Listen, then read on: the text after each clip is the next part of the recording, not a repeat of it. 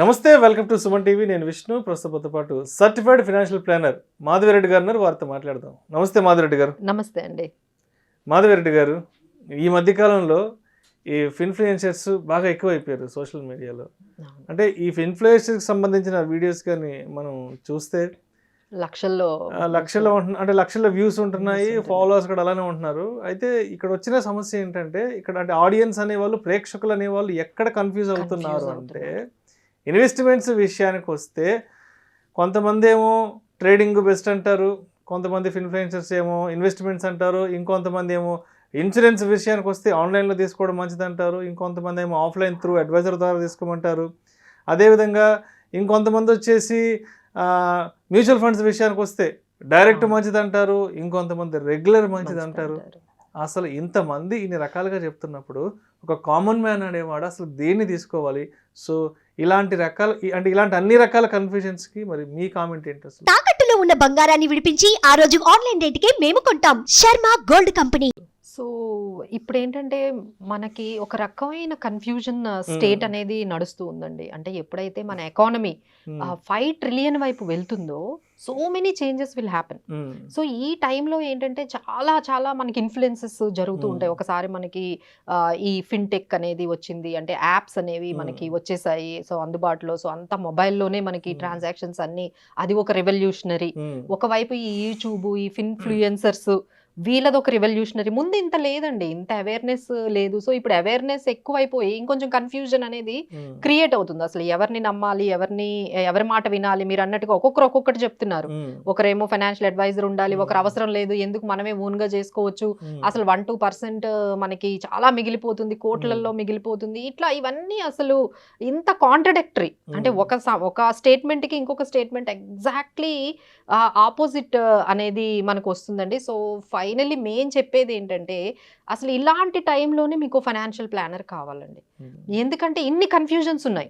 So ఒకవైపు ఏమో మీకు డైరెక్ట్ మంచిది, లేకపోతే రెగ్యులర్ మంచిది అని అంటున్నారు. ఒకవైపు ఏమో ఈ ఫిన్టెక్ యాప్స్, మనం పేటిఎంది రీసెంట్ గా మనం చూసాము. సో ఇప్పుడు సెబీ కానీ ఆర్బీఐ కానీ చాలా రెగ్యులేషన్స్ తీసుకొస్తుంది. సో ఈ రెగ్యులేషన్స్ లో మనం ఎంతవరకు అప్డేట్ చేసుకోవచ్చు? సో ఇలాంటి వాటిల్లో మనము ఉంటున్నామండి. సో ఫస్ట్ థింగ్ ఏంటంటే, అసలు ఎందుకు మనకి ఫైనాన్షియల్ అడ్వైజరీ మనకు కావాలి, మనం ఓన్గా మనం చేసుకోలేమా అంటే, ఫస్ట్ థింగ్ ఏంటంటే మనకున్న ఫైనాన్షియల్ లిటరసీ అడ్వాన్స్డ్ కంట్రీస్తో మనం పోల్చుకున్నట్లయితే 25%. సో ఎక్కువగా సఫర్ అవుతుంది నార్మల్ రీటైలర్సే, ఎక్కువగా డబ్బులు పోగొట్టుకుంటున్నారండి.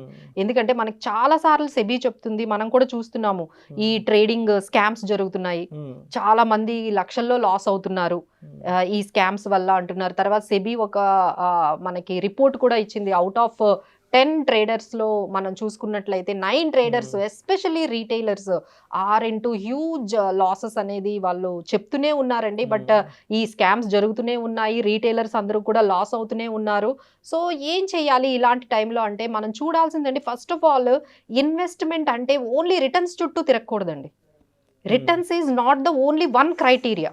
అంటే రిటర్న్స్ మీదే మనం ఫోకస్ చేసి ఇన్వెస్ట్మెంట్కి కానీ వెళ్ళామంటే చాలా వరకు మీరు ఇబ్బంది పడతారండి ఫ్యూచర్లో. ఇన్వెస్ట్మెంట్ అంటే రిటర్న్స్ ఒక్కటే కాదండి, మన సేఫ్టీ. అంటే మన ప్రిన్సిపల్ ఏదైతే ఉందో అది మనము కరెక్ట్ ప్లేస్లో పెట్టామా లేదా, దాని మనం 10-15 ఇయర్స్ ఉంటున్నాం. సో ఈ 10-15 ఇయర్స్లో చాలా చేంజెస్ రావచ్చు. ఎందుకంటే మార్కెట్లో చేంజెస్, ఎకానమీలో చేంజెస్, రెగ్యులేషన్స్లో చేంజెస్, ఆ తర్వాత ఈ టెక్నాలజీలో కూడా చాలా చేంజెస్ ఉన్నాయి. సో ఇంత అప్డేట్ అవ్వాలి అంటే ఎంత కష్టం అండి. ఇప్పుడు మనం చూస్తున్నాము, ఎస్పెషల్లీ ట్యాక్స్కి సంబంధించి నోటీసులు వస్తూ ఉంటాయి. సో దానికి ఎలా, ఇప్పుడు నార్మల్ కామన్ పర్సన్కి కూడా వచ్చేస్తున్నాయి. ఎందుకంటే మీరు కరెక్ట్గా ఎగ్జంప్షన్స్ ఇవ్వలేదు అనుకోండి, ఒక నోటీస్ రాగానే మీరంతా విల్ గెట్ కన్ఫ్యూజ్డ్. ఏంటి, నా మెయిల్కి ఒక ట్యాక్స్ నోటీస్ వచ్చిందా, దానికి ఎలా రెస్పాండ్ అవ్వాలి? తర్వాత ఇలాంటి షాక్స్ అన్నీ కూడా మనకి వస్తున్నాయండి. Because of these regulatory changes అనేవి వస్తున్నాయి. పెద్ద పెద్ద కంపెనీస్ కూడా ఎగ్జాంపుల్ మనము తీసుకున్నట్లయితే మేము ఈ పర్టికులర్ ఈ వింగ్ నుంచి అంటే ఇప్పుడు మనకి స్టాక్ మార్కెట్ ఈ యుఎస్ మార్కెట్స్ నుంచి మేము ఇన్వెస్ట్మెంట్స్ ఆపేస్తున్నాము, మీరు ఇంకొక వాలెట్ చూసుకోండి, ఇప్పుడు పేటిఎం వాలెట్ ఆగిపోయింది, ఇంకొక వాలెట్ చూసుకోండి, this is the dead line అనగానే ఈ పర్సన్ ఈ వాలెట్ లో ఉన్న అమౌంట్ అంతా కూడా అమ్మేసి ఎక్కడికి వెళ్ళిపోవాలి, సడన్ గా ఎలా వెళ్ళాలి. So this is one thing అండి. ఆ తర్వాత సైబర్ క్రైమ్స్ అనేవి చాలా పెరిగాయి.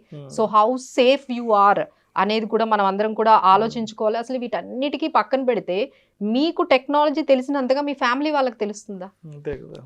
మరి మీరు ఈ అమౌంట్ అంతా కూడా ఒక 10 years 15 years ఉండేటప్పుడు మీ ఫ్యామిలీ వాళ్ళకి ఎంత అప్డేట్ చేశారంటే, మీకు ఏదైనా అయిందనుకోండి ఆ నామినీ కానీ ఆ యాప్స్లో ఉన్న మనీ కానీ నిజంగా ఫ్యామిలీ వరకు వెళ్ళేంత అవేర్నెస్ వాళ్ళకి మనం క్రియేట్ చేయగలిగామా? సో ఈ ఇన్ఫ్లుయెన్సర్స్ దగ్గరికి మనం వచ్చేటప్పటికి వాళ్ళు ఏం చెప్తున్నారు, మనకి 1% 2% మిగిలిపోతుంది, మీరు అడ్వైజర్స్ దగ్గరికి వెళ్ళొద్దు అనేది మనకి ఎప్పటి నుంచో వాళ్ళు చెప్తున్నారండి. సో ఇన్వెస్ట్మెంట్స్ అనేది కేవలము రిటర్న్స్ ఒక్కటే కాదు, లిక్విడిటీ ఉండాలి, మనకు అవసరమైనప్పుడు తీసుకోవాలి. ఎస్పెషల్లీ ప్రొసీజర్ అనేది చాలా ఇంపార్టెంట్ అండి.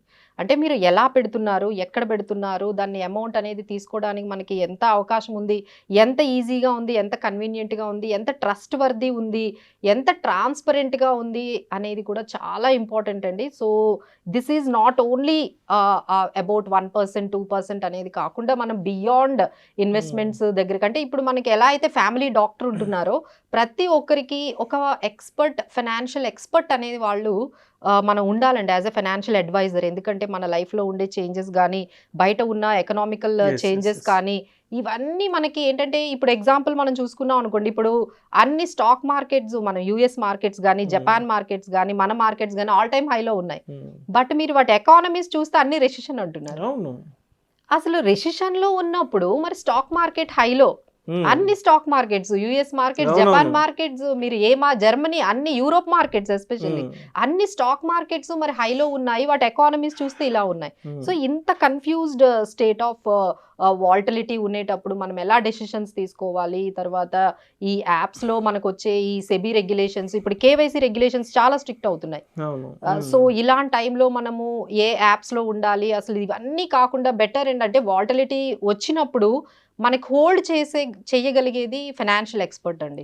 ఎందుకంటే ఇప్పుడు పాజిటివ్ లో ఒక 2 years నుంచి మార్కెట్స్ బాగా మనకి పాజిటివ్ లో కనిపిస్తున్నాయి. పోర్ట్ఫోలియో అంటే అందరూ అంటే మేడం నేనే డైరెక్ట్ గా పెట్టుకుంటున్నాను చూడండి నా పోర్ట్ఫోలియో 20% 30% రిటర్న్ కనిపిస్తుంది, ఇంకా మాకెందుకు. అయితే అంటే ఇప్పుడు మీరు చెప్తున్న పాయింట్ ఏదైతే ఉందో ఈ మధ్య చాలా మంది ఈ రెగ్యులర్ వర్సెస్ డైరెక్ట్ గా సంబంధించిన వీడియోలు అంటే ఈ ఇన్ఫ్లుయెన్సెస్ వీడియోలు బాగా వస్తున్నాయి. అంటే ఇక్కడ ఏదో ఎక్స్పెన్స్ రేషియో ఉంటుంది, అది పోతుంది, దానివల్ల మనం కొన్ని కోట్ల రూపాయలు నష్టపోతాము త్రూ అడ్వైజర్ ద్వారా పోతే మన సొంత ఎక్స్పెరిమెంటే చేసుకుంటే అంటే ఆ ఎక్స్పెన్స్ రేషియో తగ్గిపోయి అంటే దాని మీద వచ్చే బెనిఫిట్ ఎక్స్ట్రాగా మనకు వస్తుందంటే కూడా చాలా మంది వీడియోస్ చేస్తున్నారు.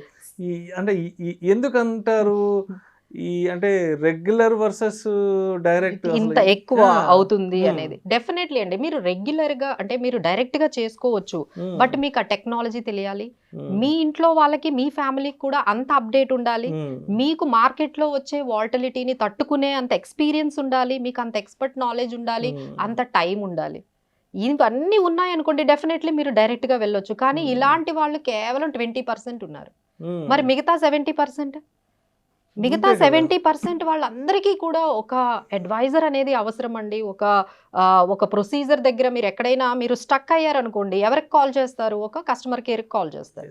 సో కస్టమర్ కేర్ నుంచి మీకు ఎంత మనకంటే సార్ ఇక్కడ ఎలా ఉంటుందంటే మీరు ఎక్కువగా హై నెట్వర్త్ ఇండివిజువల్ అనుకోండి, మీకు ఇమీడియట్ గా సర్వీస్ వస్తుంది.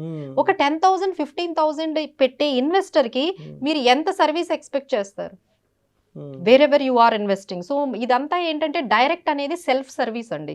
అంటే మీరే అన్ని ఓన్ గా చేసుకోవాలి, అక్కడ ఎవరు మీకు హెల్ప్ చేయరు. మీరు ఎక్కడ ప్రాసెస్ లో స్టక్ అయినా, మీకు రిడెంప్షన్ పెట్టేటప్పుడు అమౌంట్ రాకపోయినా, మీ SIP ఆగిపోయినా, ఎటువంటి నోటీస్ వచ్చినా, ఏ మెయిల్ వచ్చినా సరే మీరు రెస్పాండ్ అయ్యి వాటికి మనం ఫర్దర్ ప్రాసెస్ అనేది చేసుకోవాలి. మేడం నాకు ఇవన్నీ కాదండి, నేను ఇవన్నీ చేసుకోలేని, ఈ ప్రాసెస్ నా వల్ల కావట్లేదు, ఈ వాల్టిలిటీ వచ్చేటప్పుడు ఇమీడియట్గా ఎస్ఐపిస్ ఆపేయడం కానీ, లేకపోతే ఇమీడియట్గా ఆ స్టాక్ని అక్కడ నుంచి ఎక్కడికో వెళ్ళిపోవడం కానీ, ఇలాంటివన్నీ కూడా జరుగుతూ ఉంటాయండి. సో బెటర్ ఏంటంటే 20% పీపుల్ డెఫినెట్లీ ఎవరికైతే ఎక్స్పర్ట్ నాలెడ్జ్ ఉందో వాళ్ళందరూ కూడా డైరెక్ట్గా చేసుకోవచ్చు. బట్ రెస్ట్ ఆఫ్ ది 80% ఈ రీటైలర్స్, ఈ తక్కువ అమౌంట్ ఉన్న వాళ్ళు, ఈ టెక్నాలజీ అంత బిజీగా ఉండి వాళ్ళ పనుల్లోనే వాళ్ళు బిజీగా ఉంటారండి. ఇప్పుడు సెబీ రెగ్యులేషన్స్ తీసుకొస్తే మీ యాప్ ఎంత వరకు మెయింటైన్ చేసిందో మీకు తెలుస్తుందా? అంతే కదా. మీ యాప్ ఆ మెయింటెనెన్స్ ఆఫ్ ది రెగ్యులేషన్స్ ఎంత పాటిస్తుందో మీకు తెలుసా? ఒక్కసారిగా మనకి పేటిఎం బయటకు వచ్చింది, ఇమీడియట్ గా వాళ్ళని క్లోజ్ చేసేసారు. సో మనకు అవన్నీ తెలియవు కదండి, యాప్ వాళ్ళు ఆ రెగ్యులేషన్స్ ఎంతవరకు పాటిస్తున్నారో మీరు తీసుకున్న యాప్లో. సో ఈ 70-80% పీపుల్ అయితే డెఫినెట్లీ ఒక అడ్వైజర్ని పెట్టుకొని వాళ్ళ ద్వారా వెళ్తేనే బెటర్ అండి. ఇప్పుడు ఇన్ఫ్లుయెన్సర్స్ ఉన్నారండి, ఒక్కసారి వాళ్ళు ఏమంటారంటే ఇక్కడెక్కడ స్టాక్ మార్కెట్లో కానీ లేకపోతే బ్యాంక్లో కానీ తక్కువ వడ్డీలు వస్తున్నాయి, మీరు మా ఫ్రెండ్కి ఇవ్వండి, వాడు 2% వడ్డీ ఇస్తాడు అంటారు. చేసేద్దామా? అంటే సిచ్యువేషన్ ఎలా అయిపోయిందంటే 2% వడ్డీ వస్తుందంటే 24% కదా. మీరు అప్పులు ఇవ్వండి, ఎవరికైనా లోన్ ఇవ్వండి, 25% రిటర్న్ వస్తుంది. అసలు వీళ్ళకి ఇవ్వద్దు అంటే వాళ్ళ ఎక్స్పీరియన్స్ చెప్తున్నారు. But that is not suitable for every one కదా. అది అందరికీ సూటబుల్ కాదు. వాళ్ళు చెప్పేది కొంతమంది వరకు మాత్రమే అది సూటబుల్ అవుతుందండి. Not for every one. వాళ్ళు ఇచ్చే సలహా కానీ ఏదైనా సరే మేబీ కొంతమందికి అది సెట్ అవ్వచ్చు, but not for every one అండి. సో ఇన్ని కన్ఫ్యూజన్స్ ఉండేటప్పుడు బెటర్ అండి. అంటే ఈ సిచ్యువేషన్ మనకి ఏదైతే ఇప్పుడున్న ఈ ఇన్ఫ్లుయెన్సర్స్, తర్వాత ఒకవైపు ఈ కేవైసీ రెగ్యులేషన్స్, ఒకవైపు ఈ మార్కెట్ వాల్టిలిటీ ఇన్ని ఉండేటప్పుడు డెఫినెట్లీ అండి better you should have one financial expert always with you to travel your journey to create the wealth. Right.